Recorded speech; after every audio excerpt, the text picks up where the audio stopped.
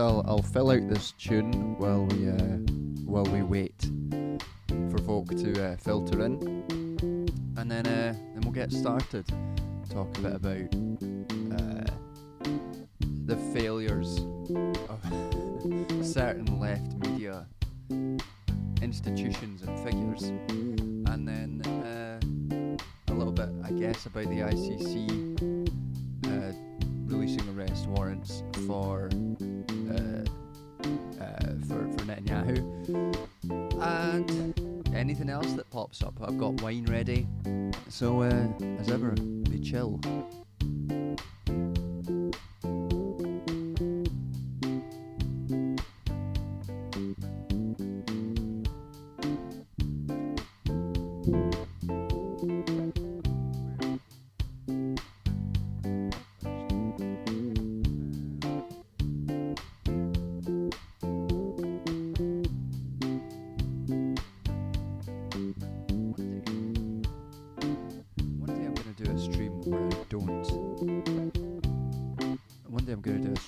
Where I don't forget my pen.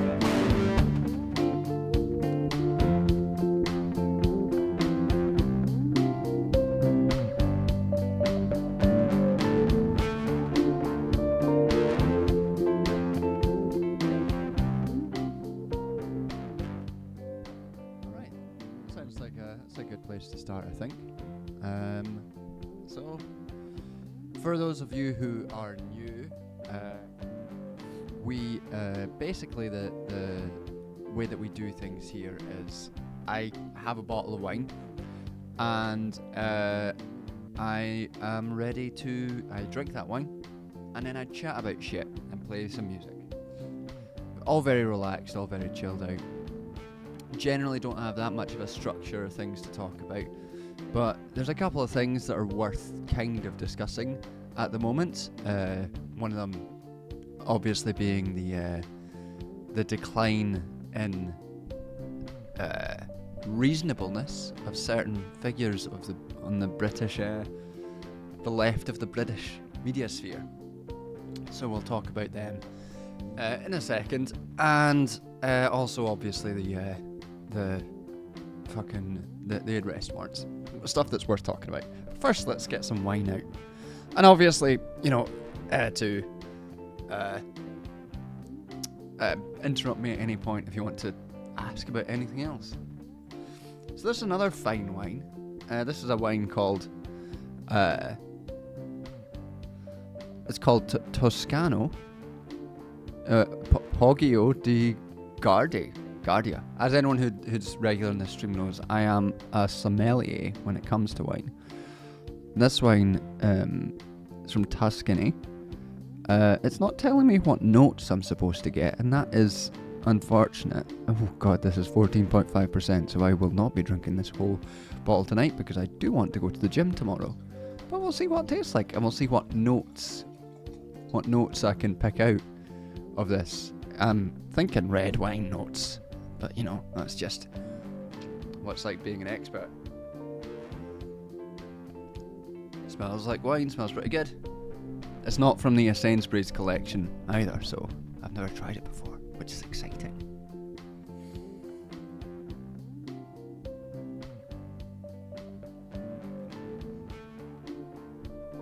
I mean, it's very nice. Smells like and tastes like wine. It's not harsh, I guess. Very drinkable. That's what my parents would say. It's very drinkable. Am I gonna switch to mulled wine or something in the holidays? I was just thinking about that today. I was thinking I might at some point do a wee mulled wine stream. I like mulled wine. I like mulling the fuck out of wine. First question is, what are my thoughts on mutual aid-based systems versus labour vouchers? I mean, my general feeling in terms of future planning stuff is that labour vouchers are essentially a form of currency that probably shouldn't be, that should probably be avoided, and at the very least a transitory mode of organising economies that is not necessarily communist. That's my thoughts. How many of you got? We've got 37 people. We might as well begin. Now that I've got a nice wine.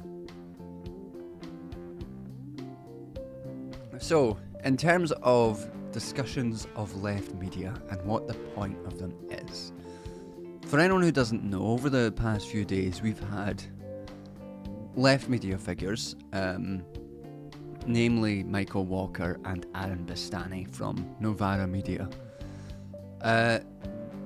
acting strange or normal, depending on your perspective, where Michael Walker put out a video essentially saying that he's tired of people being chastised for holding opinions. Any vineyards in Scotland? I have no idea, but I fucking doubt it. How do you grow grapes in Scotland? I don't know.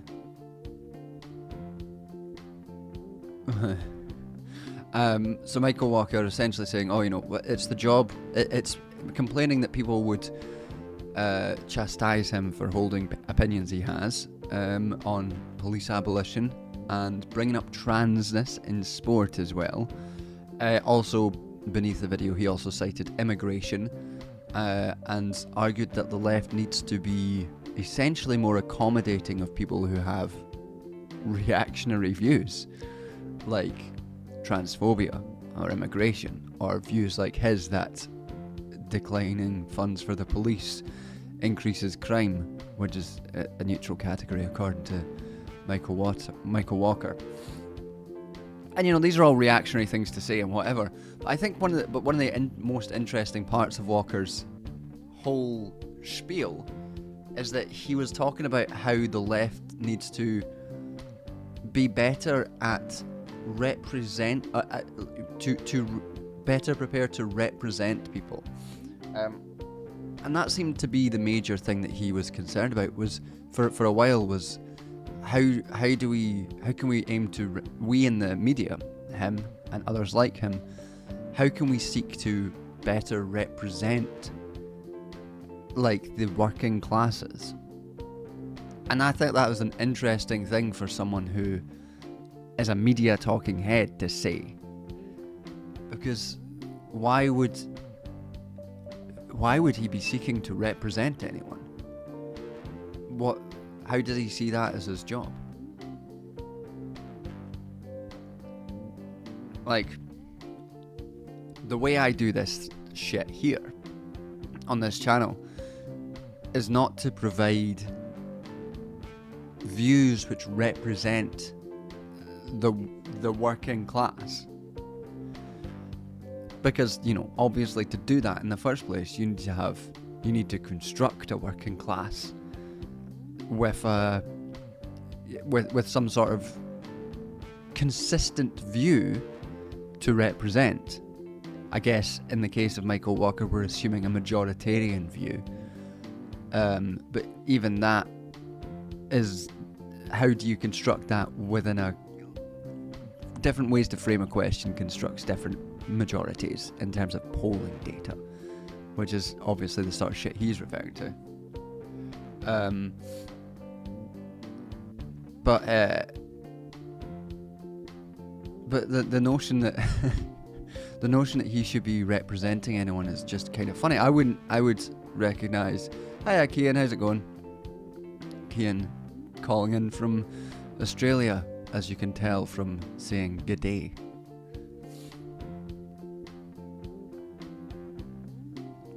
But yeah, I find that very interesting, the notion that he felt like it was up to him to represent the views of the working class as defined by himself, Michael Walker, not to provide analysis that might be useful to organising the working class, but to represent them.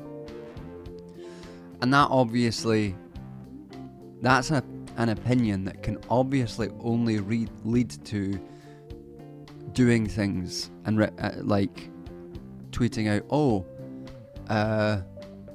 most people in the working class, as I define them, are anti-immigration to some extent, so they have some quote-unquote legitimate concerns about immigration. So it's my job, obviously, as the representative of the working class on this media platform, to then uphold these ideas of legitimate concerns over immigration.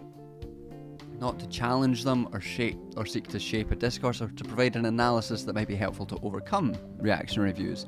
It's simply to be a vessel of what you perceive to be the idea of the working class. And obviously, the idea of the working class that you're projecting is your own projection of the working class. So it's just a way, essentially, to do reactionary shit in the name of representing someone.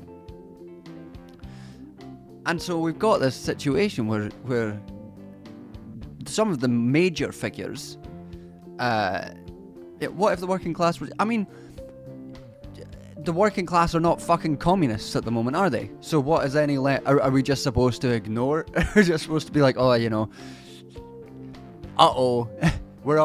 give up on the communism now. That's not what the working classes want. Like, what? It's obviously a nonsense position for anyone who's on the left to go for, but it's a revealing position for people like Michael Walker, because it reveals that he's as unsurprisingly, is not on the left in any reasonable sense.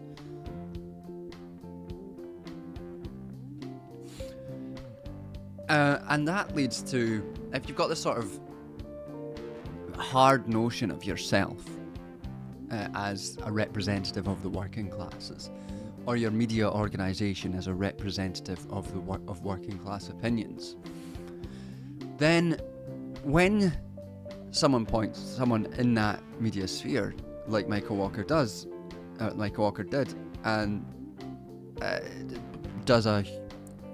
tweets out a hugely transphobic statement about how the TERFs and the TERFs have a point regarding sport, which obviously they don't, because that's absurd. That's an absurd thing to say, based on nothing but your own ideological projection of what should and should not matter in sport. They don't have a point, obviously. And the interesting thing in that tweet was the revealing thing in that tweet was the previous draft, which described what was it? TRA, like a derisive, transphobic phrase. Someone in the chat will remember what it was. It was like trans rights activist, like lines or something, which he deleted from an edited version of the tweet, which is obviously just transphobic and is indicative of someone who's been in the trenches of looking at transphobic shit.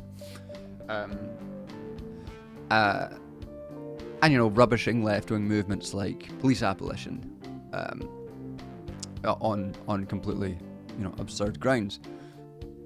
And that led to, you know, that we're going to engage in what it looked like for me on the ground, on the grounds of the discourse, on the Twitter grounds, in a second. But that led to some engagement with Bastani, and I'll return to this in a second after I've dealt with this question. Regarding police abolition, do I think we should still have a group of delegated peacekeepers that are revocable and beholden to a community mandate for personal conflict resolution? I don't think we should have any state-enforced keepers of the peace that would essentially police things. No, I don't think that's not what I think an abolitionist future would look like. The state deputization of violence via officers is not what we're looking for in this context. But yeah, so fucking, you know, Walker's tweeting this bullshit out.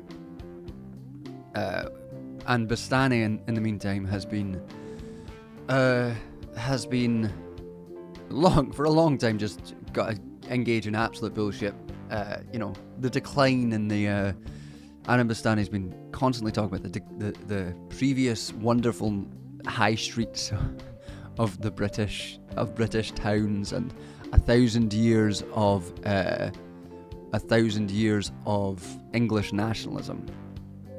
Not state-man enforced local community. No, I don't think that works. I don't think you should have enforcement officers. I think that's just police from a different means. Mr. Bastani's talking about 1,000 years of English nationalism. And so, I tweeted out, Bastani's on the Spike train and Michael Walker's on the Guardian train. Because, you know, Michael Walker loves polling data that just force him to take these intensely reactionary positions of legitimate concerns of things, and obviously to transphobia, because that's what the Guardian loves. While Bastani's talking about 1,000 years of English nationalism and identitarian wokeness. Bastani got very mad about that.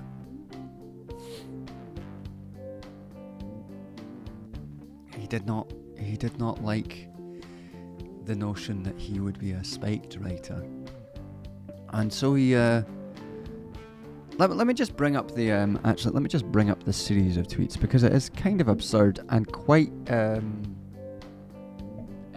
indicative, I think, of the lack of value that these people provide to us on the left.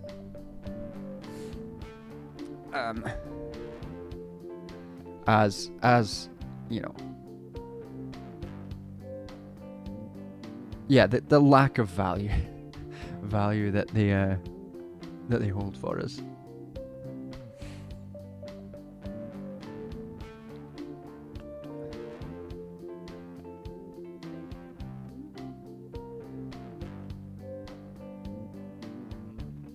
So, Bastani on Spike journey, Walker on the Guardian journey. And this obviously annoyed Aaron Bastani, because he replied, quote tweeted it with, "The radical right are deadly serious about transforming politics this side of the Atlantic. They are highly organised, I've seen it firsthand. This has really driven it home, so when I see comments like this about me, I shrug. We need to get serious too." If you want to pontificate about me being at Spiked or whatever, after starting an org with literal 1-to-1 pay ratio,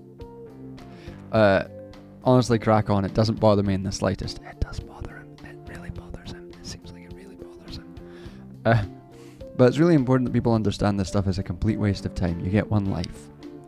So what's interesting here is, like, I'm not sure what this means, really, in terms of what Aaron Bastani thinks his role is in concerned with, like, organising against the right wing. Because, to my knowledge, he doesn't do any organising. I'm not sure, like starting a media company with a 1-to-1 pay ratio is not, it's not organising. It's starting a media company. And if members of your media company are engaged in producing reactionary talking points, what that is discursively organising the right wing, the very thing that you claim to want to oppose. So I'm not really sure exactly what is meant by that, and I'm not sure he understood what the joke was. because no one really, I didn't mention anything about it. I don't give a fuck about a 1-to-1 pay ratio at Novara. It's because your tweet's shite, man. So that's an interesting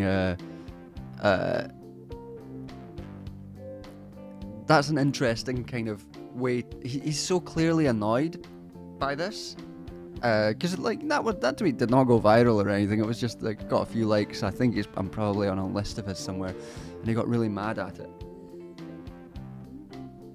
But I also think he wanted to use me as some sort of, like, to use an internet phrase, a lol cow, because I know that he's blocked almost everyone else on the British left, but kept me open.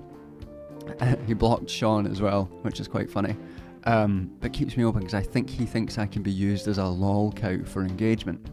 But anyway, my response to that was a major talking head in your company is spreading right-wing transphobic talking points and rubbishing left-wing movements around abolition, so I guess let's get serious. To which he responded, "Michael disagrees with police abolition. Yes, that's allowed.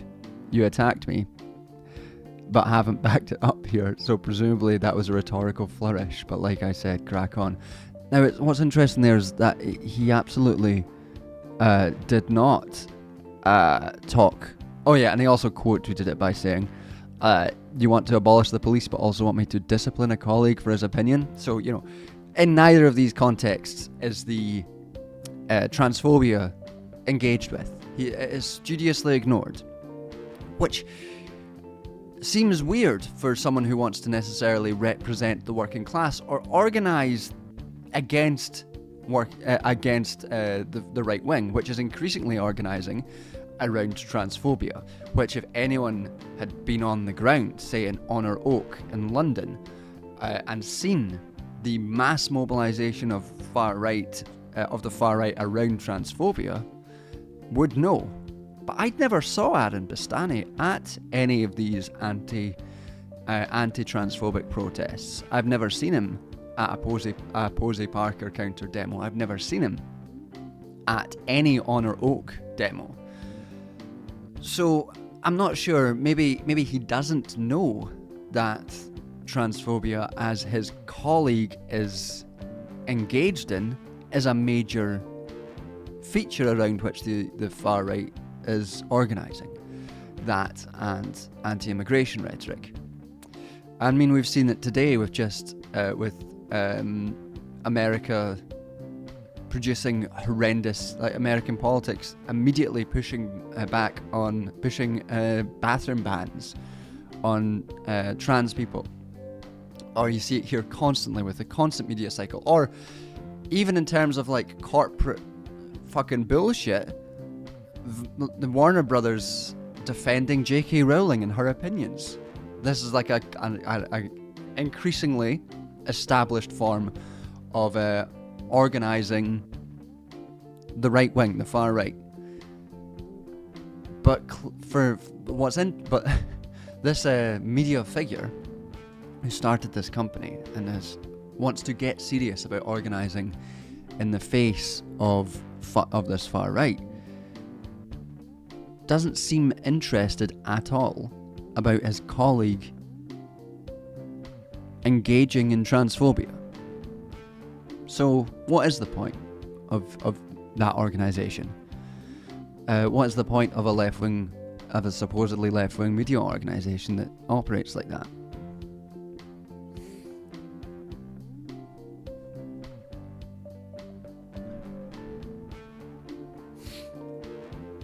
Wait, there's left media? Sorry, I'm in the US and we're sad here.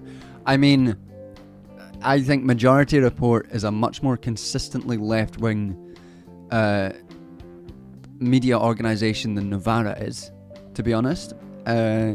Sam, what's his face, is obviously not a communist, but he is consistent on defending trans people in a way that Novara Media has not been. And he is open to criticism and further left-wing opinions in a way that our left-wing media simply is not. So, you say things are bad here, they're probably better than they are here.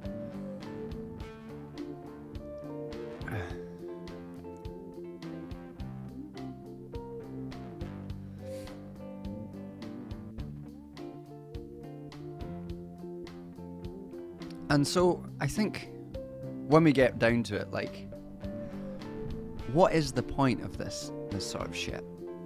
Of these sort of people? For them, they think their point is to apparently represent, well, the point that they claim is to represent the working classes in a certain sense. But it seems like the way they want to represent the working classes is by constructing an ideal of them, which they then apparently reflect, but in reality project the opinions of to the world. And that keeps left-wing actual radical critique and actual radical positions contained within this bubble of loony lefties. Oh, we're not the loony lefties at Novara. We are the sensible left. We believe in sensible solutions. None of this nonsense like police abolition or allowing trans women in sport. We just want, as Michael Walker said, sensible social democracy.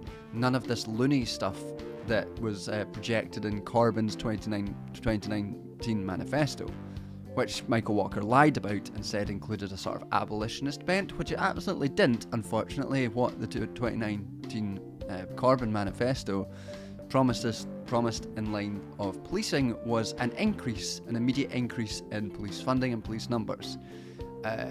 So that was a lie. That was essentially just a way to continue to rubbish anyone that's to the left of them. So it's a kind of controlled opposition kind of like organisation in the end of the day. And on a final point regarding Bastani and his tweets, is that the last time I engaged with him, which was around his idea of 1,000 years of Englishness, as exemplified through cathedrals, which is odd in the first place, given that those 1,000-year-old cathedrals are Roman Catholic cathedrals, which is, to make that an English nationalism kind of thing is a bit odd, but whatever. The notion of 1,000 years of English nationhood is a far right talking point, straight up a Nazi talking point, and to produce it and to reproduce it as if it's just an uncomplicated truth is doing the work of organising the right, discursively organising the right. And what happened when I challenged him on that the last time was that I was immediately flooded by Carl Benjamin of Sargod of Akkad fame and more Nazis than I'd ever come across. And those Nazis were so unbelievably violently homophobic to me. The amount of DMs that I had of people that said that they were going to essentially murder me for being not straight, because my profile picture on Twitter was one that was more obviously queer coded than I generally am. It made me change my profile picture on Twitter because I just couldn't. I have a thick skin, but when like the 50th DM comes in telling you that someone's gonna slit my throat, I was like, maybe we should change this, and these were people who were agreeing and defending Bastani's point, and that didn't trigger any retrospection, any introspection, or even any acknowledgement from Bastani or from anyone, frankly. It fucking frightened me. That worried me in a way that the actual threats didn't. Because why would you not just be like? Why would you not have any introspection about that? If a Nazi is agreeing with me, then I would have introspection about what my politics were and the positions that I was projecting. Doesn't seem to have impacted then. So,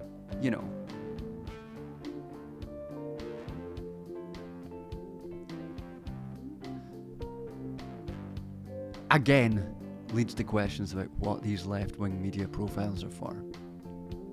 Who are we talking about here? We're talking about left-wing media in the UK from Novara Media people, specifically Aaron Bastani and Michael Walker.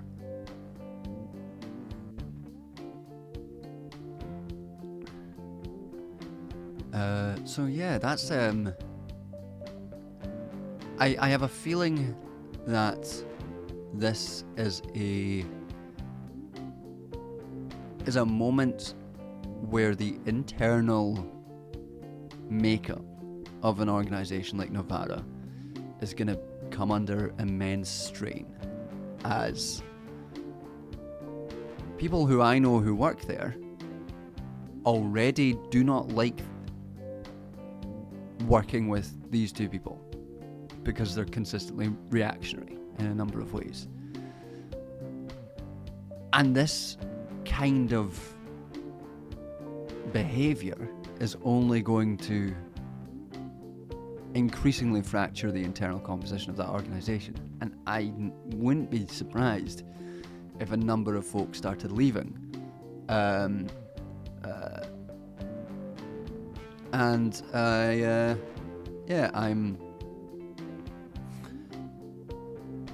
I'm unhappy with what they think they are.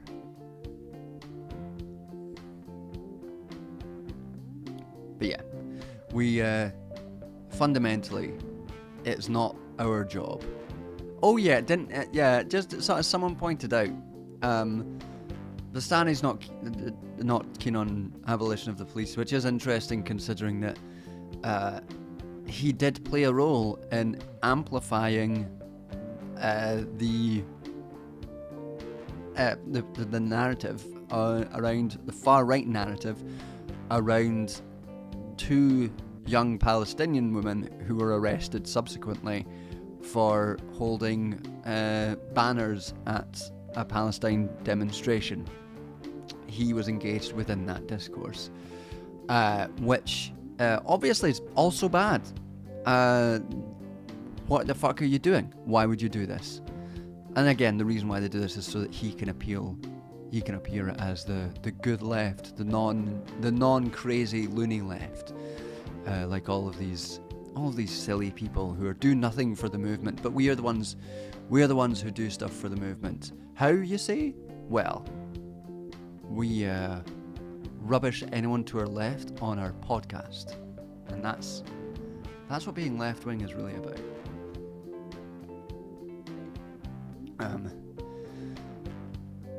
But yeah, it's not the job of any talking head on any media platform, whether that's YouTube or any media platform anywhere, to represent the views of the working class, because to do so is fucking impossible. You have to construct a working class in your head to then project those ideals onto. The job of anyone, any media personality or any media figure on the left is to provide useful, politically salient analysis around which, or like with which, various groups can organise and can build consensus and strategies to construct a working class opposition to capitalism. That's, you know, that's what we that's what our function is. Not as mindless reflectors of the fucking reactionary views in our head. Oh, hello Samantha. Yeah, happy birthday. I hope you're having a good birthday. I'm having wine on your behalf.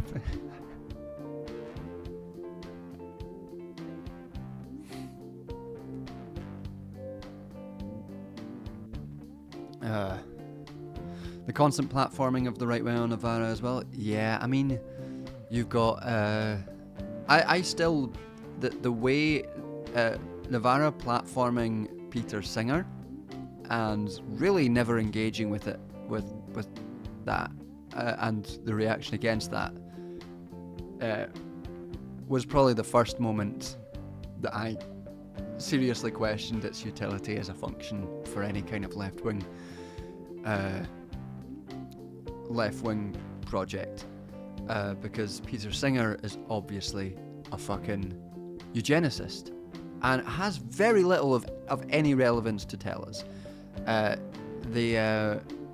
He was not challenged on his eugenicist point of views, on his horrendous ableist perspectives by Novara. I think it was Bastani who was interviewing. He just went on, and that legitimizes him in the eyes of left-wing people, and it further obscures. You know, you talk to people and they're like, Peter Singer, I didn't realize he was a eugenicist. And you're like, yeah, that's his whole deal. It's like, come on. That was a moment I really was like, that was I think the first moment I was like, this is not going to be useful for us, for any kind of left-wing project, this organisation. And over the years it has consistently come under attack, especially from trans people, for not treating transphobia seriously, for years now, including its coverage of the Honourog protests, which it did not do well. Bastani ended up quoting, I think, Times journalist reporting rather than the trans journalists who were on the ground at the event. So that was obviously not ideal either. Yeah, not a good not a good organisation. I know for a fact that a number of people within various movements have come up with, like, have operated strategies of avoiding it, of producing accessible left-wing media content which avoids Novara because they do not trust them as a political organisation, because they are a political media organisation, and they do not trust them in relation to the specifically transphobia, but also a number of other issues. And how can that as an organisation continue to exist while the people it supposedly serves are disinvesting from it? Well, the only real reality of that is it's going to have to continue to veer rightward and become more imbricated within the networks of traditional news outlets or right-wing news outlets. Michael Walker can go sit in his fucking cuck chair at GB News and be the useful left-wing idiot that they have on to pretend that there's any balance, and they can continue doing that shit, and that's how they survive as an organisation. But they do not survive as anything that is at any point useful for, in Bastani's idea, getting serious about resisting the rise of the far right, because they're going to be part of it.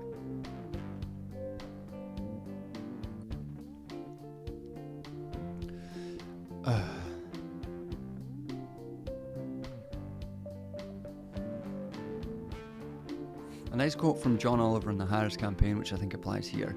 If what you want is a centrist campaign that's quiet on trans issues, tough on borders, distance itself from Palestinians, talks a lot about law and order, and reaches out to moderate Republicans, that candidate existed and she just lost.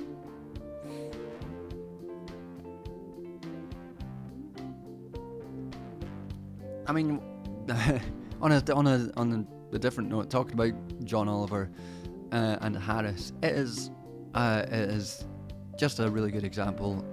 Harris's campaign is just a really good example of the continuities between the neoliberal, continuity candidate and the fascist one. Not a whole lot of difference in terms of their actual political outlooks in the end of the day.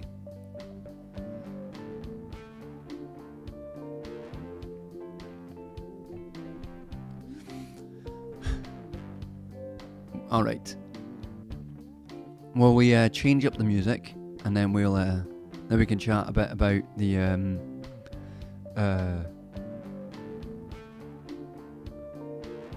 interesting to hear internally of Novara that people are unhappy with Walker and Bastani. I don't know. I mean, people have jobs. People can't just like, a lot of time people just can't get up and leave their job because we live in a very precarious situation.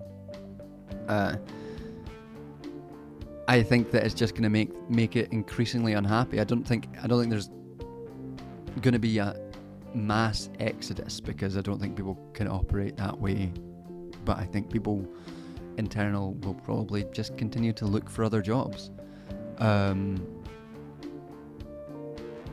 Sam Cohen, what are you? You seem increasingly confused. Can you tell me? Can you tell me what you're confused about? Do you know who I am? Do you know what's going on? Hello, Soul Bunny, as well. Nice to see you. Yeah, let's change up the music, and then we'll continue talking.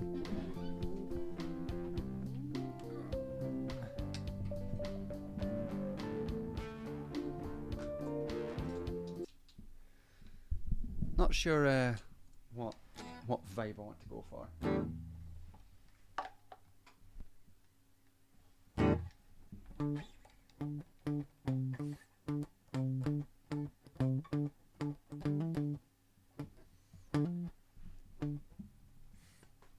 Okay, let's do that.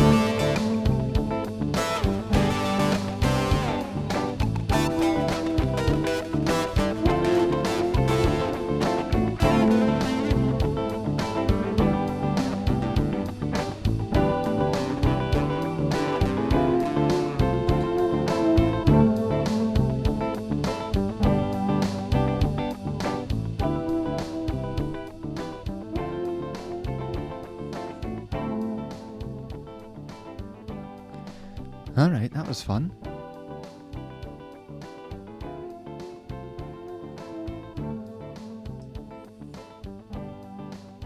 Alright, what's everyone saying since we got some funky shit on the go, yeah?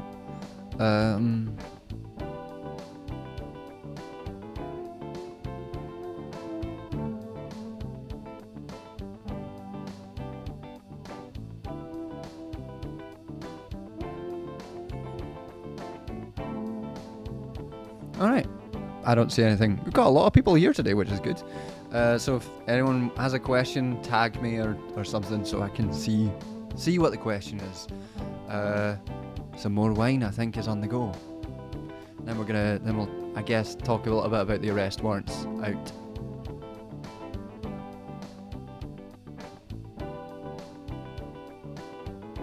I should probably also talk about the difference between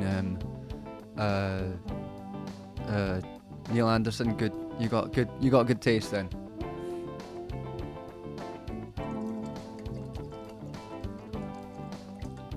Yeah, I was at a couple of conferences over the weekend and over the last week. I should probably there was some interesting difference in those conferences because one was historical materialism. Probably the biggest single Marxist conference, and the other one was a international human rights conference, and the whiplash going from one of them to the other was extreme.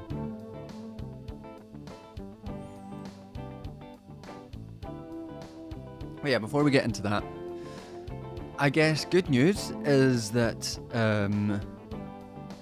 the International Criminal Court has finally agreed to release arrest warrants for Netanyahu and I think it was the former defence minister, I can't remember off the top of my head, the other arrest warrant for the crimes against humanity for those two, and that's good. I don't want to make a necessarily huge deal over those releases because frankly not much is going to happen in terms of they're not going to get arrested anytime soon. But it's nice to see the International Criminal Court go after someone who's not African. That's something. Because for anyone the International Criminal Court is a organisation, a institution that is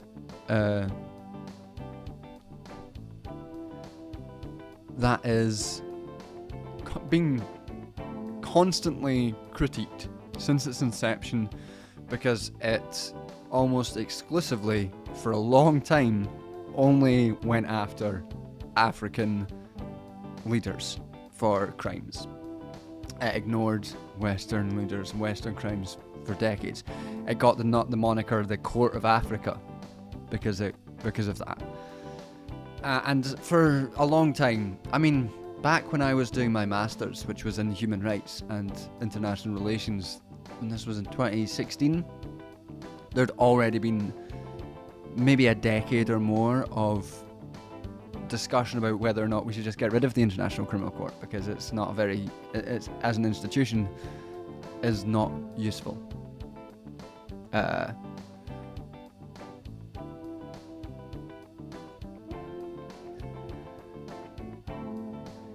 I'm sorry, I got distracted because I looked at chat and the first thing I saw was implying Engels ain't a daddy. Tisk tisk. I mean, Engels had a interesting sex life.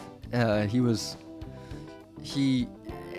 was one of, if we talk about communist polycules, Engels was in a communist polycule with, he moved to Manchester with his family and met a radical Irish woman,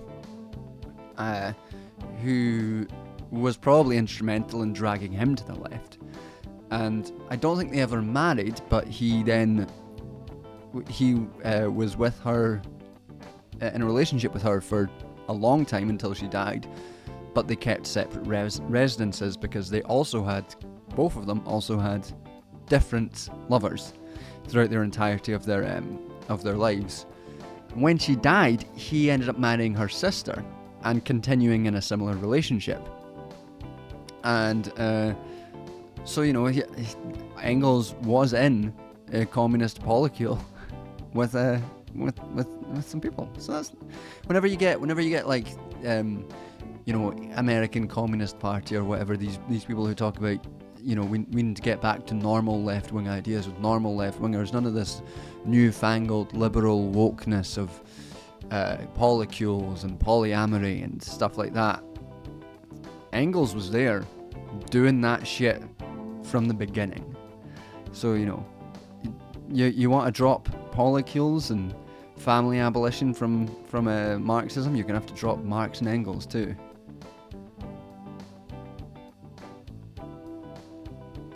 Which is, that's always fun to point out. Anyway, I got distracted. Was talking about the International Criminal Court. Oh yeah. So I think one of the things, probably the most interesting and the thing that generates most, I guess, hope or positive outcomes from the ICC issuing those warrants is that it may imply that the ICJ case will operate in a more fair manner than we might otherwise anticipate. Because it indicates that these international institutions are not entirely beholden to American imperial interests to the extent that they would completely disregard any application for legal measures against Israeli figures. So that kind of brings some degree of hope about the ICJ, but as ever, that hope is always muted by the fact that these international institutions are not going to deliver any kind of actual justice in terms of justice for the ongoing genocide.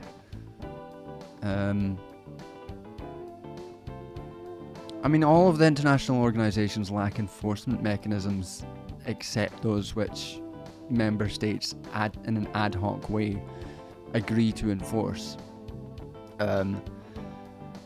It's just, no one wants to give up sovereignty to an international body, really. Not on those grounds. So any kind of enforcement mechanism is going to be dependent on the specific nations in question.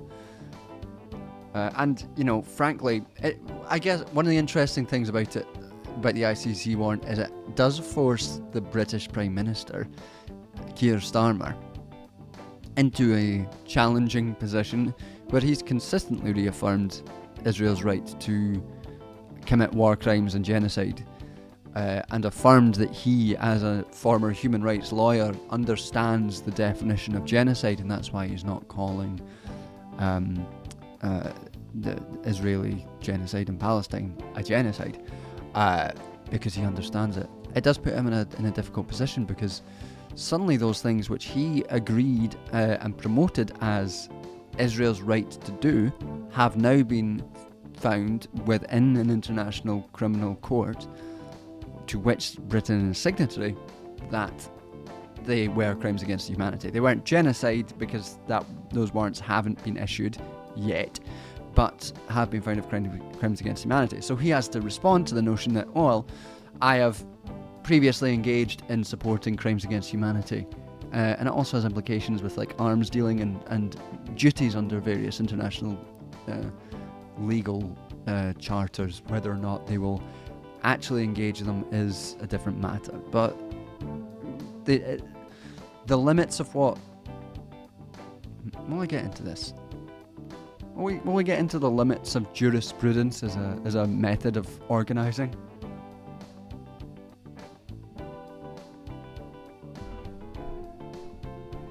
ICC ruling makes it easier to argue with folk down the pub. Yeah, so that we'll talk about jurisprudence then. So one of the I think the uses of international law and human rights is that they can frequently provide frameworks around which people can organise specific campaigns. And part of that is being able to talk to someone down the pub and be like, look, this institution has found this, and this is some pretty easy evidence for you.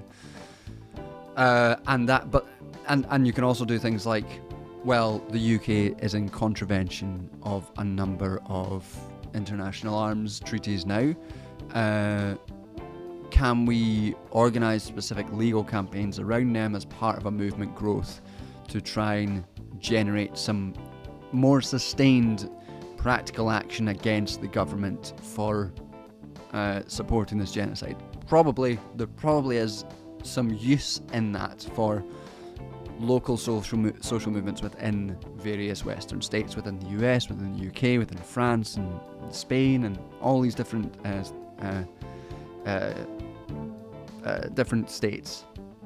And I think that's handy to a degree, but that's, I think, the limit of what jurisprudence can actually do as a tool to organise against or to affect any change against something like ongoing genocide. It can only be a limited movement tool which is used by savvy political organisers, and they can only really engage with it if they are very careful not to get sucked in to the legal process entirely. They have to be aware of the point is not the strategic litigation. The point is not to strategically win a case or lose a case. The point is to use the litigation as a process of movement building. That's the challenge. I think that groups like Palestinian Solidarity Campaign in the UK and the Palestinian Youth Movement are going to have to engage with, because the actual law as it's going to be enforced at an international level is not going to do anything. Yeah, strategic litigation, an interesting area of human rights scholarship, which is worth reading up on for some good nuanced perspectives on the value of human rights for radical movements.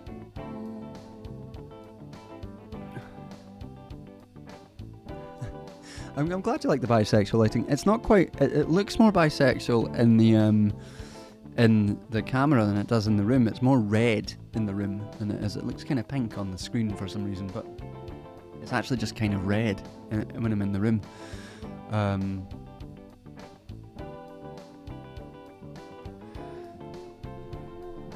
Cute of Starmer to argue it's not genocide when the institute named for the guy who coined genocide in the first place says it is.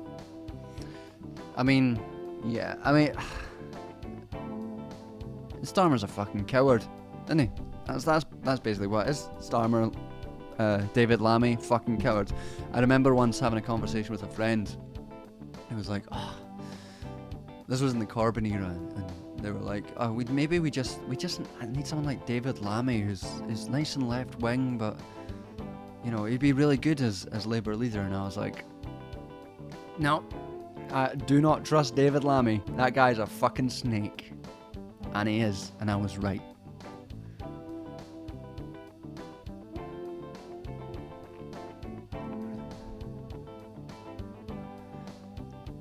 And so in the vein of strategic litigation and human rights law, let me tell you about my two conference experiences.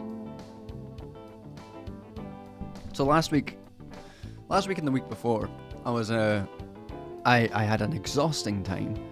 First of all, going to historical materialism in London, which is a massive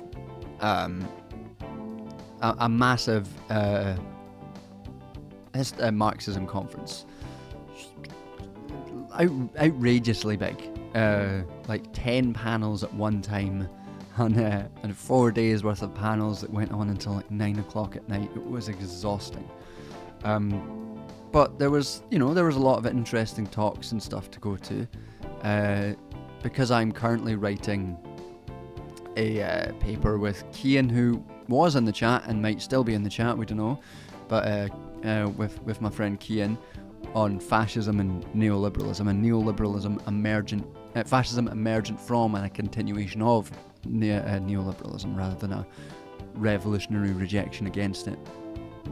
I went to a bunch of Marxism and fascism talks, which were interesting, and I also went to see some value theory talks, which included if anyone's been on this channel for any amount of time, included a talk from John Smith, who wrote Imperialism in the 21st Century, which is one of the best books, I think, on imperialism, on globalization, that I've ever read, and thoroughly recommend that everyone read it.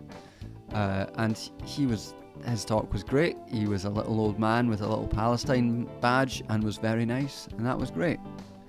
I met with my friend David White, who wrote a book on ecocide that's been cited on this channel before as well.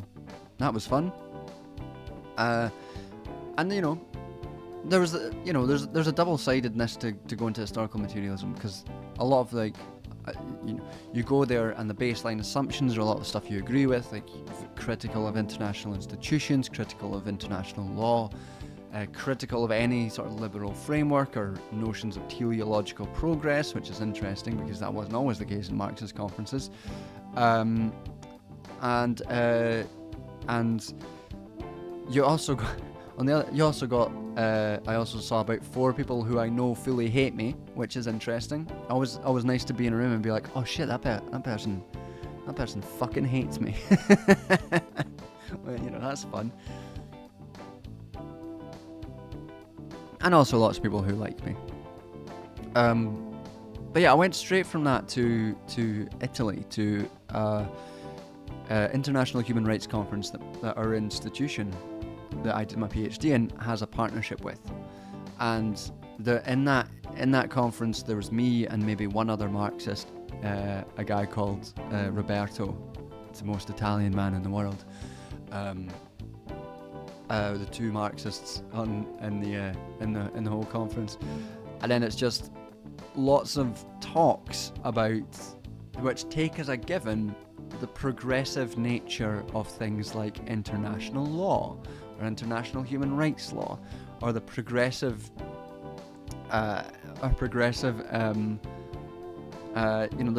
nature of democracy indices and things like that.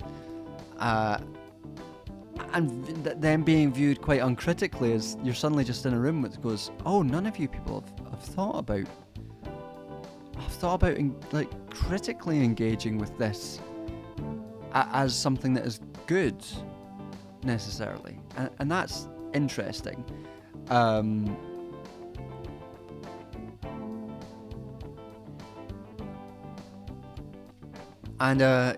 think and it was an odd experience there to be suddenly the sort of token Marxist in the various talks. I gave my talk on neoliberalism and fascism, and got into some of the nitty-gritty details of critical human rights work. I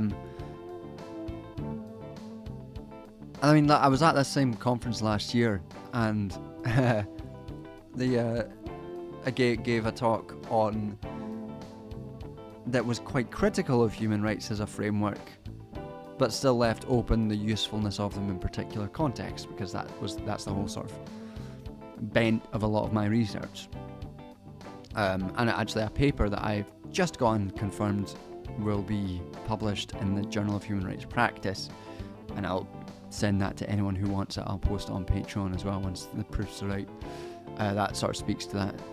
That's the same sort of research, but I gave that talk last year and got labelled as controversial, which is quite funny.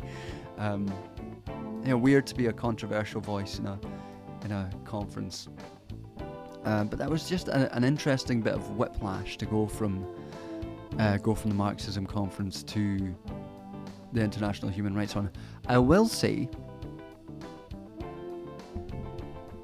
the International Human Rights Conference was free to attend. There was no registration fees. and it provided lots of free wine, lots of free, like, not just sandwiches and stuff, incredible food. Oh, I ate a lunch that was, it was just delicious. Completely free, beautiful, and free coffee and tea and everything. It was great. Someone's asked, can anyone go to Historical Materialism Conference? Yes, and I would recommend anyone who does want to go to just try to sneak in, because they had a £50 registration fee for unwaged people. That was the lowest level of registration for historical materialism, was £50. People who were from academic institutions and could get it, could then get the fees covered by the institution, which would be the vast majority of people attending. It was something like £200, and then there was other levels and higher levels than that. I find it interesting and a little bit kind of ironic that the Liberal Human Rights Conference was far more accessible than the Marxism Conference. And I wouldn't even necessarily complain about the cost of registering if they didn't call it unwaged. The fact that they called it an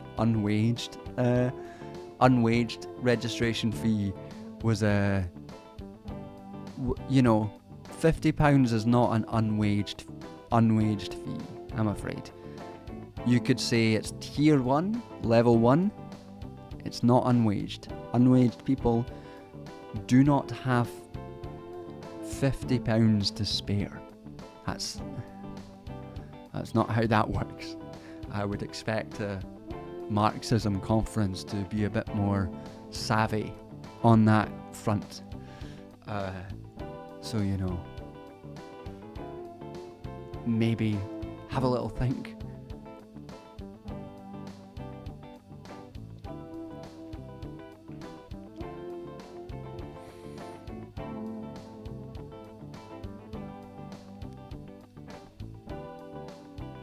Yeah.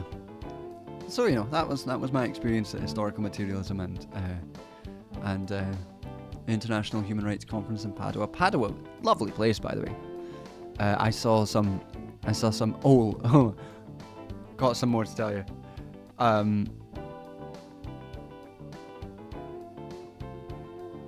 Well, that's being funded and popular, but still not as much as corporate rights. I mean, there's no real international funding for this conference. It's funded by it's part of a university, so it's part of the university centre. I think probably one of the differences between the two was that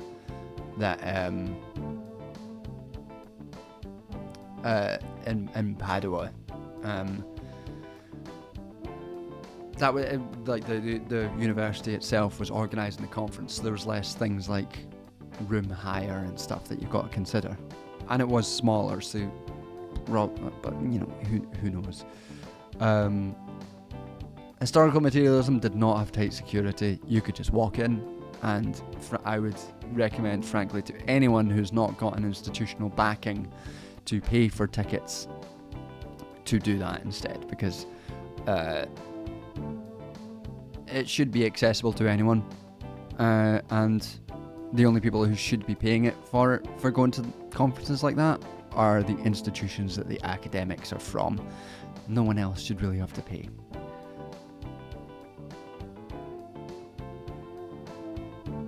Have I delved into anarchist texts? Some anarchist texts, to some degree. I find that a lot of the time, when I've engaged with some anarchist texts, politically they've often been very good, but I found they have lacked a serious theoretical and analytic depth, especially around stuff like value production. What that actually, and materialist analysis in that sense, which I found frustrating. But I've read texts from anarchists in a number of areas. Yeah.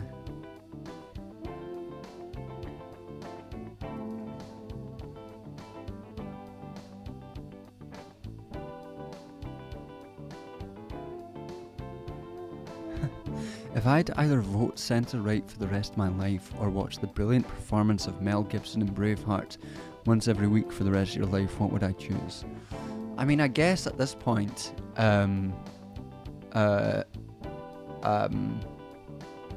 we have really no option but to vote centre-right.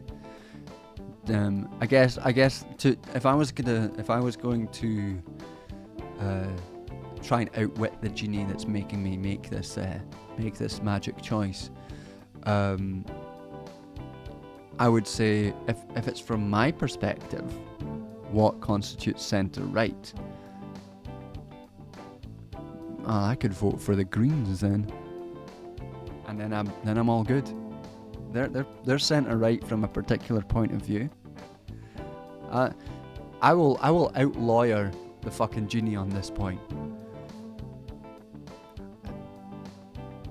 I'm arrogant enough to assume that I can out-lawyer a genie.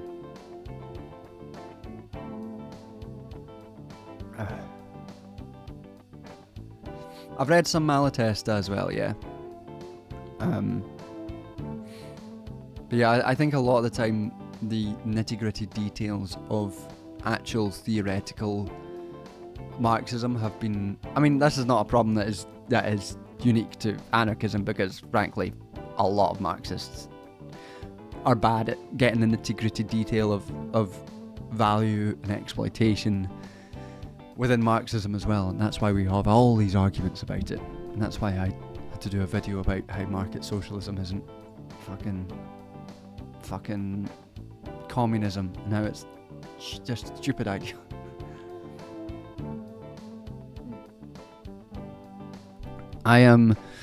So I'm going to make a different tune, because I'm going to talk about something that I saw in Padua, which was baffling. It was bonkers.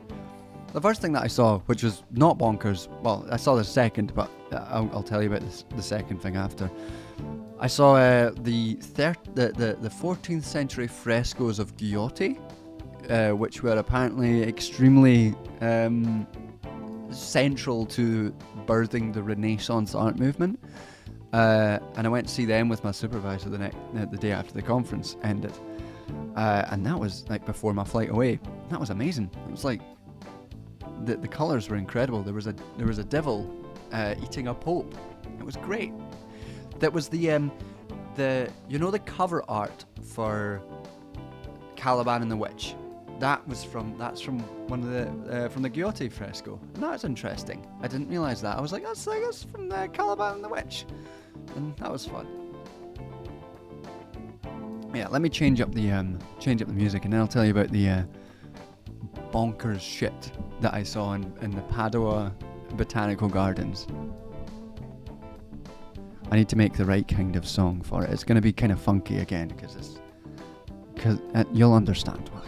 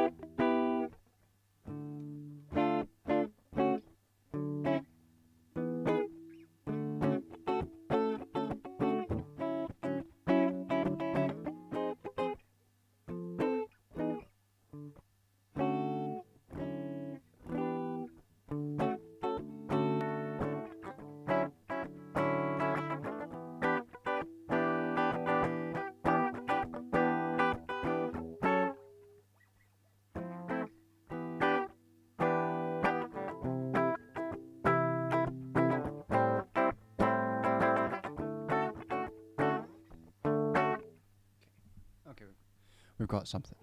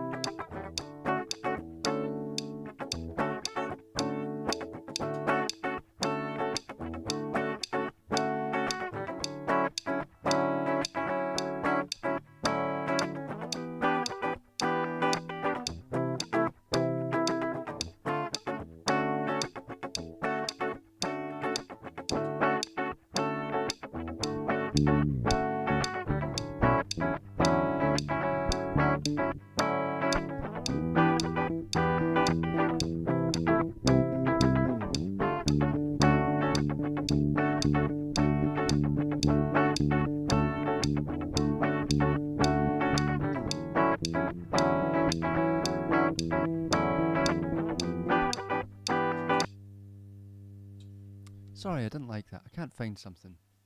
Let's see. Alright, we'll do a classic. We'll do a classic. Start with some.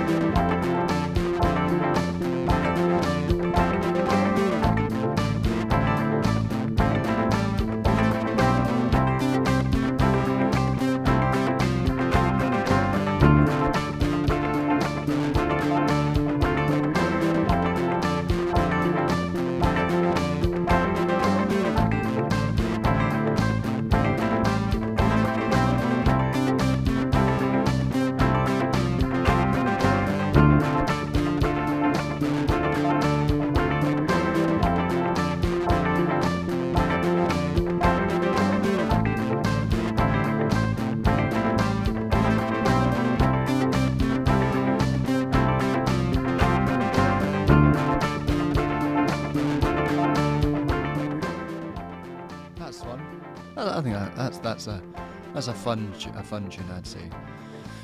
And it's a good sort of a good musical accompaniment to this story about the audio-visual presentation that they have at the Padua Botanical Gardens.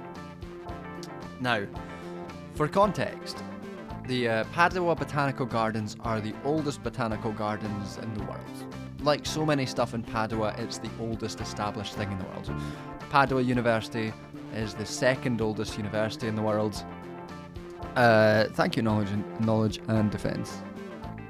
Padua University is the second oldest university in the world, established in Padua after, I think the oldest one is in Bologna, where the religious authority, the people were trying to escape the religious authority and set up Padua University. They also, one of the things that was set up was the, in a very Enlightenment sense, the botanical gardens, where a lot of plant life was. It was previously a monastery, which did a lot of grew herbs and stuff for healing, for medicine. But then it became a sort of way of codifying and segmenting off different species, and sort of in the birth of kind of Enlightenment ideas about taxonomy and shit like that. So it was, an interesting place to go. And one of the things that they have there, one of the things that happened in the Padua Botanical Gardens, is that back in the 17th century, the German poet Goethe visited the Padua Botanical Gardens, where he saw this collection of plants, and specifically a dwarf palm. And in the dwarf palm, he sort of recognised that there were elements which he thought he sort of theorised as being developmental of prior forms of life, and then expanded onto future forms of life. And he sort of saw within the leaf the bare bones of existence, essentially. And he was one of the sort of first people to come up with an idea that all life originated in a single organism. For him, it was like a plant, a leaf. All life emerged from a common ancestor. So that's quite a significant thing to occur, quite a significant bit of intellectual movement. And the way that this was communicated within Padua's Botanical Gardens was with this audio-visual presentation, where you went into an old lecture theatre. I'm going to change the music again because this isn't quite right for the vibe that we're after. It's too upbeat. I'm going to get to it, but we're going to change this actually because it's not going to fit with the story that I'm telling, which was not quite this. It was much, much slower.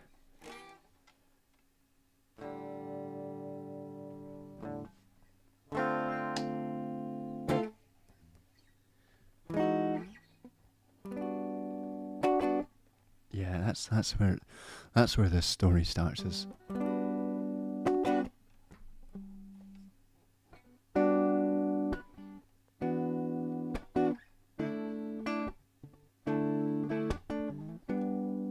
that's it.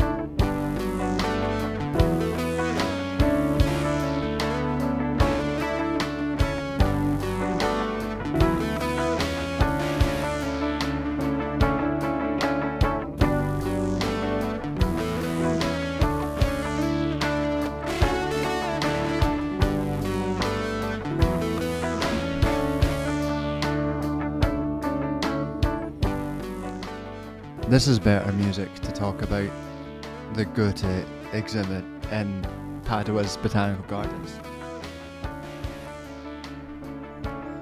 So, for anyone who forgot, or for anyone who came in late, at this Botanical Gardens they have this exhibit about Goethe, because he went there and he came up with the idea that all life emerged from a single ancestor, and that's an important contribution to intellectual, to world knowledge, let's say.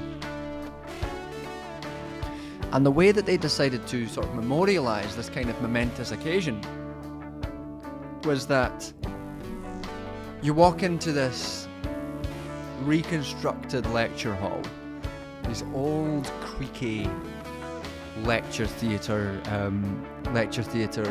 stools and benches that rise up, and it's very atmospheric, and you step on these old lecture theatres and they creak with the age of them, and you go and sit down, and then this audio-visual presentation starts being projected across in the wall.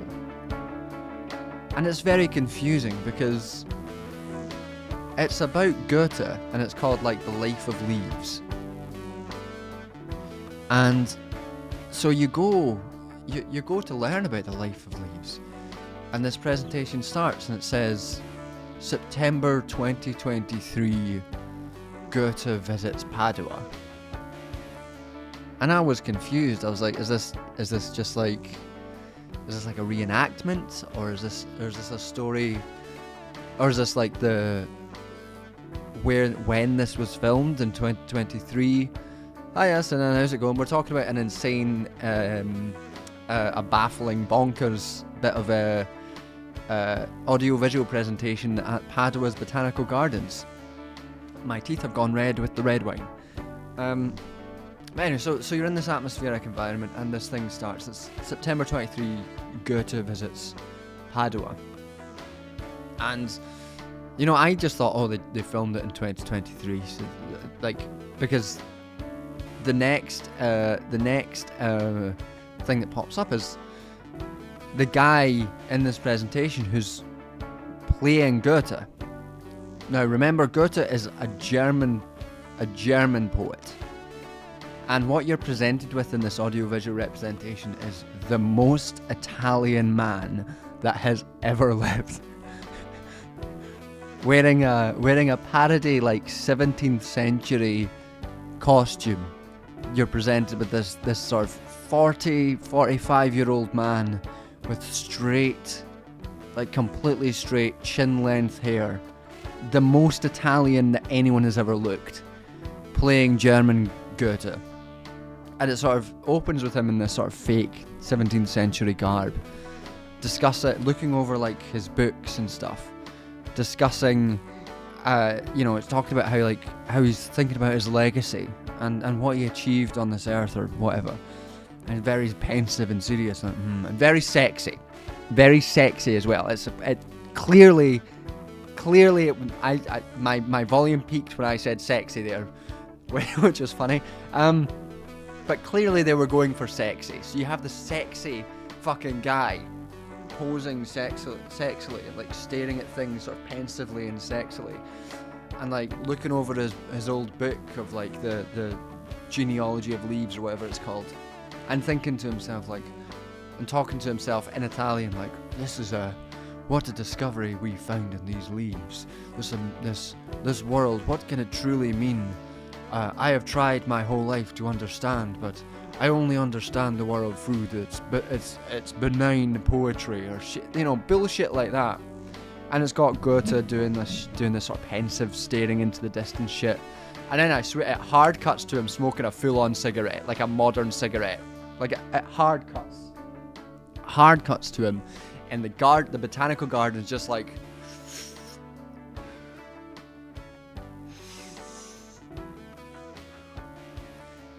the most Italian man that's ever lived, playing German 17th century poet Goethe, smoking a cigarette and staring at just these people who are in the garden in modern clothes putting leaves over things, and you know, you're like, at that point I was like, oh, so I guess this is supposed to be Goethe, like, in the modern era, just sort of a ghost of him coming back or something, looking at the modern world.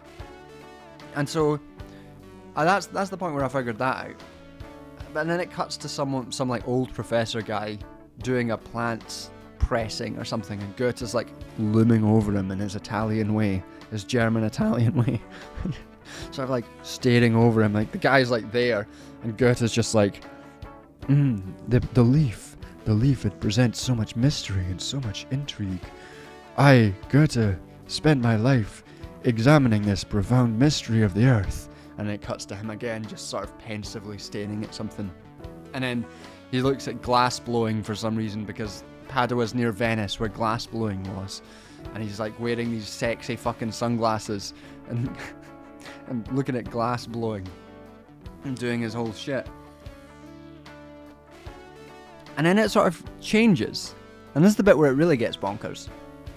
Because it goes from that to Italian Goethe talking about the woman he loved, and he's like, by the time you read this letter, I know you will be dead, but and I know that you will say that your ashes should be buried as far away from mine as possible. If only you knew how much I loved you. And then it cuts to him in the lecture theatre that we're in, sprawled on top of the desks. Like, I'm gonna imitate it for you right now.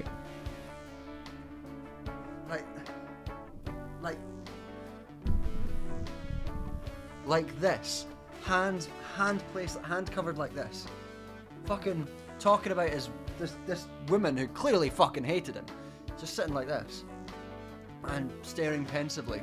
And then I swear to God, it hard cuts to him in this position, exactly this position, fully naked. Straight up, just completely naked. Italian, German ghost, Goethe, completely naked, talking about his women that clearly hated him, and staring pensively into the distance, fucking balls out, dangling in the breeze. A reminder: this is about leaf. This is supposed to be about leaves, and then it's just straight up Goethe dangling in the wind, like a loose leaf, I guess. And it goes through that for a while, and I was watching it. I was just like, and at this point, like, just before this, a family with a young daughter walked in and sat down, and started staring at watching this audio-visual representation. And I was watching it, and when fucking naked Italian German Goethe appeared, you could just see them all go, what the fuck? And I was just sitting there like, what the fuck is going on? What the hell is this? Why has this come to existence? And then and it goes on like this for a while. Fucking pensive Italian German Goethe wandering around Padua, having a great time. And then it ends, and after it ends, it cuts to Italian German Goethe. It's on IMDb, and sexy Italian Goethe is truly as sexy in Italian. I encourage you all to Google Padua Botanical Gardens Goethe and try and find an image of this guy, because he is the most Italian man, and I'm not joking about that. He is the most Italian man that has ever lived. But you know, the presentation ends, and then it cuts to Italian fucking Goethe in just like a frilly shirt that's undone to about here, which, you know, I'm not against. I'm not a hypocrite. I'm not against that. But he's just sitting there, and he's playing this acoustic guitar and singing this song. It's like the most fucking, like, 2010s singer-songwriter bullshit that you've ever heard. It cuts to Goethe singing in English. A song that's like, set me free, oh baby, baby, I love you, set me free, yeah, won't you set me free, ooh, baby. It goes on like that for like 5 minutes, of just like a full just shot of him pensively singing this fucking 20-year-old at a house party on a guitar ass song. And I was like watching it just like, what the fuck is going on? Why has any of this happened? Who was responsible to this? And then you get the credits, and the people responsible for it is Padua University. It was genuinely like an anyway here's Wonderwall moment. It was completely baffling. I wandered out of that, and like I tried to go through the rest of the museum to learn about like the history of apothecary and like the ways in which different mushrooms were identified. But all I had in my head was sexy, naked, German-Italian Goethe playing Anyway Where's Wonderwall. And I couldn't concentrate on anything for the rest of the day. I went to dinner with my supervisor and the head of our school, basically. Like a very senior member of our institute. And all I could talk about was sexy, naked, German-Italian Goethe. I told the story about 5 times to everyone because it was completely bonkers. It was completely out of the blue as well. The rest, like, there's no indication that this is gonna happen. Everything's just like normal museum, normal botanical gardens. I paid €8 to get in, and you just wander into this room and get this like batshit fucking. I'm going to remember that much more than I will remember the historically and culturally important Giotti frescoes that are in Padua as well. The fucking 14th century Giotti frescoes that were instrumental for the emergence of Renaissance art.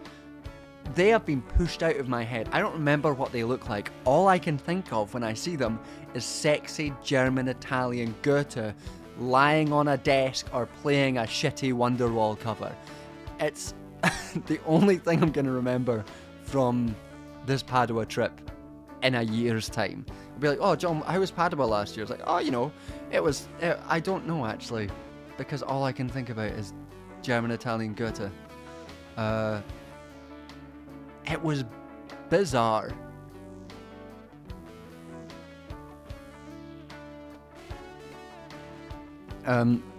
Goethe La Vita della Foglia, which is something like The Life of the Leaves or something. And he's played by Giulio Casale, the most Italian man. Like, oh yeah, how do we consolidate Italian into just one? Like, it's like, you know how like dilutant juice is like a concentrated thing that you dilute with water? It was like they'd made an Italian with just like the undiluted version of what Italian should be. Like, they should have added water. It's like, you need to add some water to this Italian. It's too concentrated Italian. Sunan's found him, and he is very sexy, very pensive, very Italian, and for some reason plays the acoustic guitar about how his baby won't set him free. I wish you could all see it.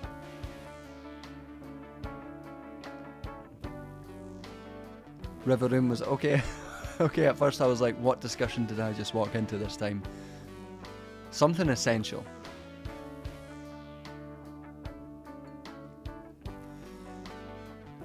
I mean, how do we move on from this? Is there anything that we can actually talk about to Northern Italian? Yeah. How's the wine? The wine's really nice. It's a very nice wine. It is a... I actually forgot to read out the stuff because I was too anxious to start, but since we've been talking about Italians, let's talk about this wine, which is Italian, I believe. It's from Tuscany. Poggio di Guardia. In the late medieval ages, Tuscany was a land of battlefields for the conquest of territories between Florence and Siena. So close to where we're talking about. The Poggio di Guardia was Siena's garrison's. What? Was it I don't know what any of this is talking about. It's Italian wine. It's nice. It doesn't tell me what notes there are, but it's 14% alcohol, and it makes my lips and teeth red.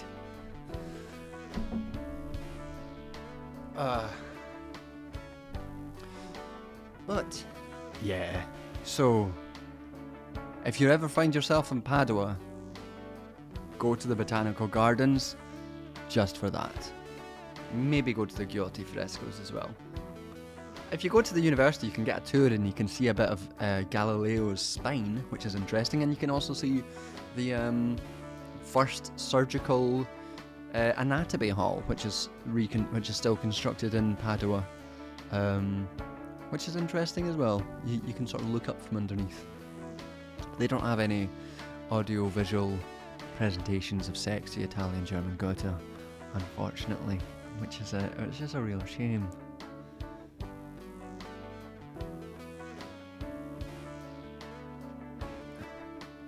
Am I working on anything at the moment? I am working on a bunch at the moment. So for the channel, I have finally started writing the family abolition video. That will be the next video that goes up. I'll continue writing that next week. I also have just started working on a plan for the next Wisecrack video, which is going to be on degrowth using Trump's plans to try to bring back manufacturing to the US, which is not going to happen. I'm going to use that as a sort of framing device. You know, Trump says that he's going to bring back industry to the US, America first, make America great again, all that bullshit. But there is going to be no return in manufacturing, even if he tries, and even if there was some sort of green transition that induced a whole load of investment into green industries, because the transition is going to be less labour intensive than a fossil fuel and manufacturing base. And then we're going to talk about like degrowth in relation to that. So I'll be working on the plan for that. I'll send to the Wisecrack lot next Wednesday, and then start working on that. And I am currently working on a paper on neoliberalism and fascism that we've spoken about already. That is nearly done, and that will get turned into a video as well. I think one of the major things to take away from that paper and the video that will eventually be made is to avoid an ideal type conceptualization of fascism, where you need, a series of checklists before something is fascistic. And I think this is the case with like any type of political hegemony as well. We shouldn't understand neoliberalism as an ideal type thing with a series of check marks that need to be sort of listed off before something is neoliberal or something is fascist, but understand them as features that we can identify within a constantly shifting constellation of related factors. And the fascism one is gonna. Me and Kian are focusing on my writing partner for this paper are focusing on how neoliberalism produces racial differences and hierarchies within a class relation, and gender as well, within a sort of patriarchal class relation. And there's an authoritarian streak necessary within neoliberalism, and that constellation produces fascistic tendencies within ideologies of things like palingenesis, which is the notion of national rebirth, which is present in a lot of fascist ideologies, and you can see it in like Make America Great Again, or Britain for the British, or ideals of going back to when men were men and women were women, and we had none of this LGBT nonsense to distract us from being men who, you know, God, wasn't it great when men were men and you could just stare at men all day?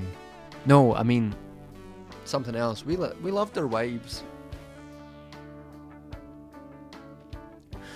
Here's an interesting note on that conception. My dad told me recently he can't drink beer much anymore because he's getting old and it affects his he just can't drink it anymore. So he ordered a wine at his local pub and immediately got called gay. All the old men in his pub were like, "What are you ordering that for? Are you some sort of..." And then used a slur for gay people, which I will not repeat lest I be banned. And he was like, what are you fucking talking about? It's wine. But yeah, that paper is utilising these material aspects of neoliberal shifting hegemony to explicate a continuity between neoliberal fascism and neoliberalism itself, so that we understand it not as a Trumpism or emergent fascism isn't a break from neoliberalism, but a logical conclusion and development of it. That's one of the essential things that we want to argue. So that's all the stuff that I'm working on right now. When did I start writing for Wisecrack? A while ago.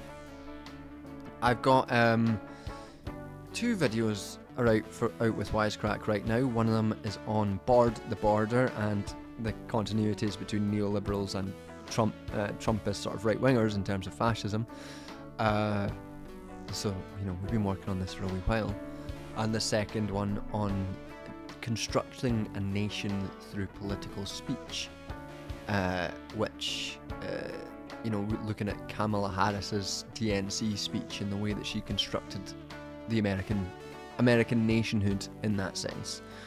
And the next is going to be on degrowth. And I'll probably write something on fascism for Wisecrack as well, because Michael seemed kind of keen on that, and I'm good to do that.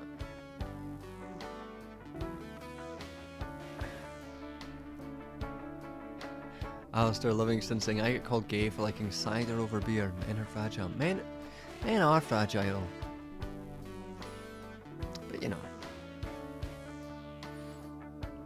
if it's gay to like wine. What's the time?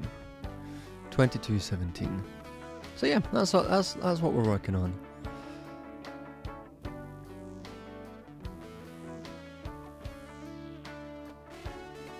The warrants are pretty big. Know what you think of the chances of nothing coming of it. So you missed, Tony. You missed the discussion. We did talk about that already, but to sort of reiterate, I don't think anything necessarily will come of it, in the sense that I don't think Netanyahu will be arrested by anyone. I think that they are a big deal in the sense that any kind of law can be used as a bit of strategic litigation and a tool for larger movement building. So the sort of a useful thing for Palestinian solidarity activists to engage in various countries might be to look at whether or not their governments are still engaging in arms supply and things which may be banned under international law due to these rulings, due to these warrants being released, and use that as a rallying point to generate further action. I think that's probably the limit of what can be achieved in terms of the warrants. It's about what the movements can do with them rather than what rather than anything that's going to result directly from them in terms of arrests or actually stopping the genocide. So, you know, it's a matter of it's a conjunctural matter of opportunity. You don't have to apologise. We've been here for a while, and I've been drinking wine and spent a good bit of it talking about stupid, sexy Goethe.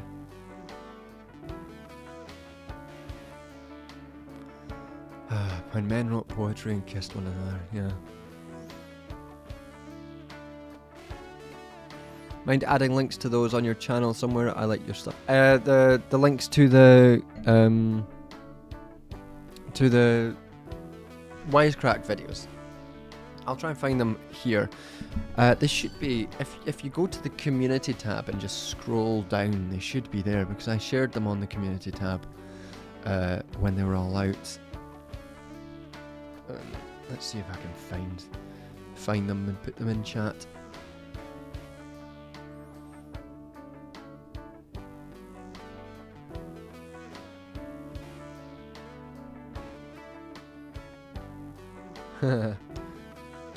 We are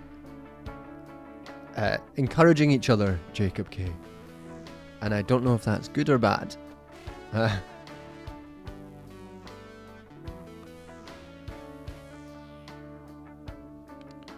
Here we go. Here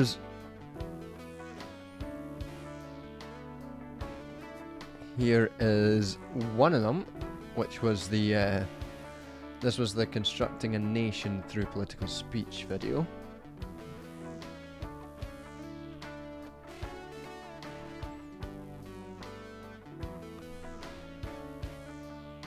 And this was the border politics and fascism video.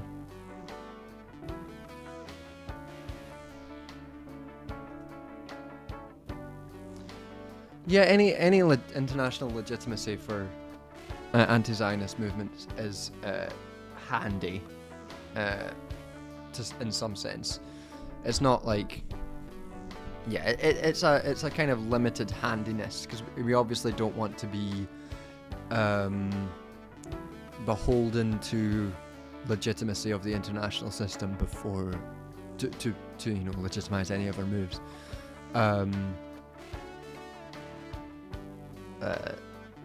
You know, I hope that it can be useful in some degree. Superman saying, I hope Star Wars Rogue One character Andor can force the left in the USA to get revolutionary, since they seem to like that show since it's getting another season. I mean, it's a good show.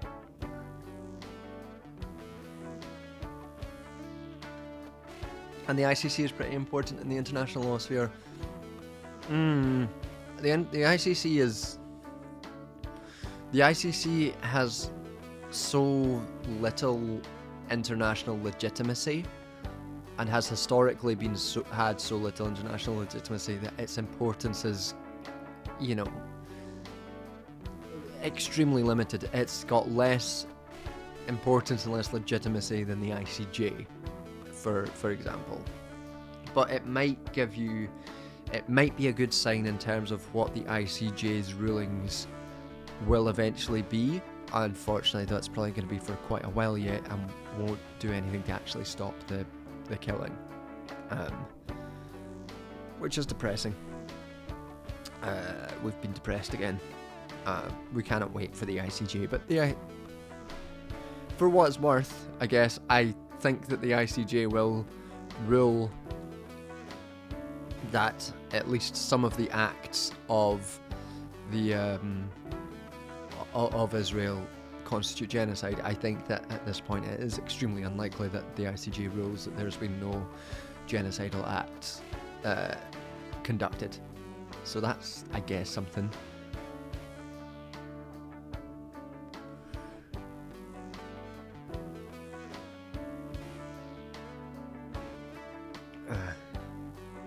What do you mean? What do you mean? I guess if Palestine becomes accepted by for what sense? The ICJ is not gonna. It's already ruling on Israeli actions there. I'm not sure what you mean.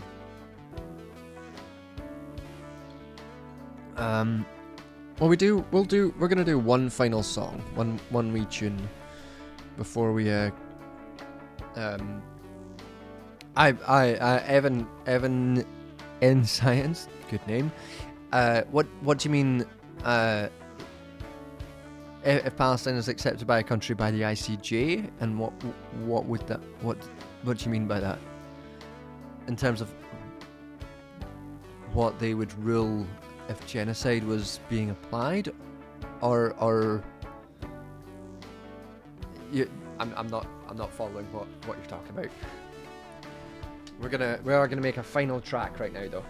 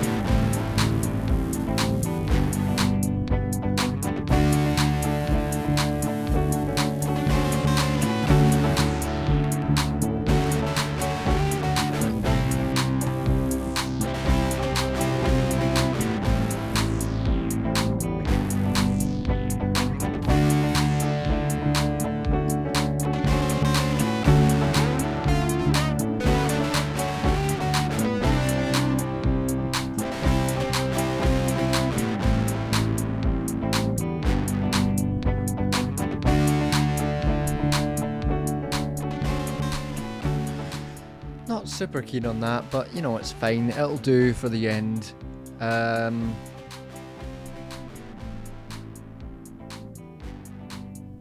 I did hear about the House. I heard about the House resolution in the US ruling on the IHR definition of anti-Semitism. Yeah, I did. Unfortunately, yeah, it's not good.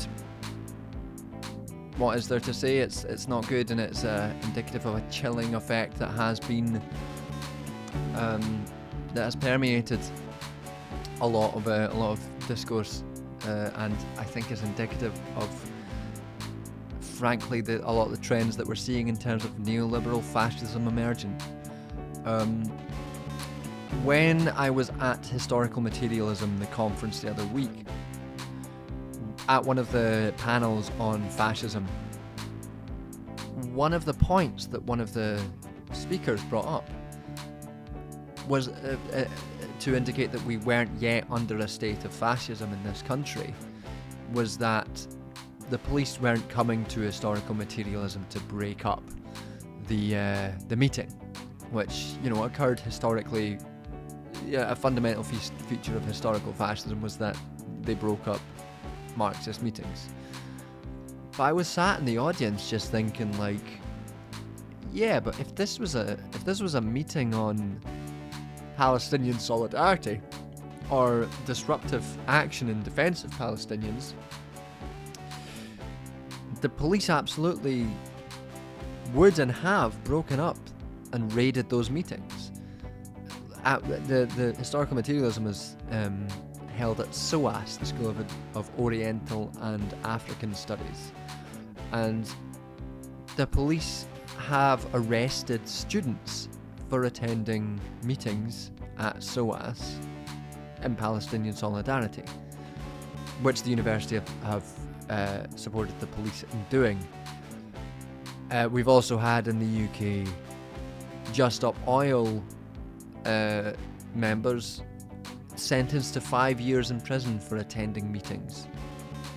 So the distinction that we see, or that particular speaker was bringing up, between historical fascism's inability to account to allow for Marxist organisation on the ground and continuing police violence against anyone organising in a disruptive sense against this, like on environmental or Palestinian solidarity grounds, has been treated with with the heavy jackboot of the state. Yeah, we had activists jailed, and you know, another speaker brought up a point which I think is very useful, which is that the distinction between fascism and authoritarianism, I think, is not usefully described as a like authoritarianism and fascism is not a useful distinction in all cases, because it's not really a qualitative distinction between authoritarianism and fascism, but a quantitative intensification. Every fascist state was authoritarian before it became fascist, in a sense. Like, Italy prior to fascism's emergence was an authoritarian state. Britain avoided a similar route from luck and from particular conjunctural differences, but both were authoritarian at a similar time and could have become fascistic. I think that right now, to look at Trump or the current state of the UK or France or Canada or any Western state which is arresting activists for you know, environmental activism or Palestinian solidarity activism, where there's motions passing in the House of Representatives to ban criticism of Israel in certain instances. These are authoritarian step-ups which are productive of and not distinct from fascism necessarily, and I think it's a disservice to our analysis and political action to to create too firm a distinction between those two things. So yeah, not a fan of all that's going on. I have to say, it's not great.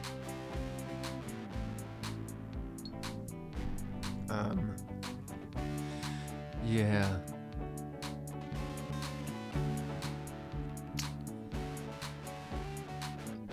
Before we wrap up, is there anything anyone else wanted to chat about? Any burning questions or desires that they wished to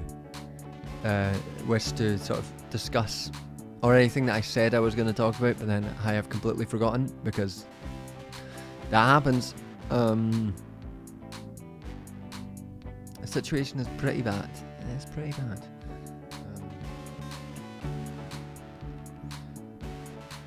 Let's have a look.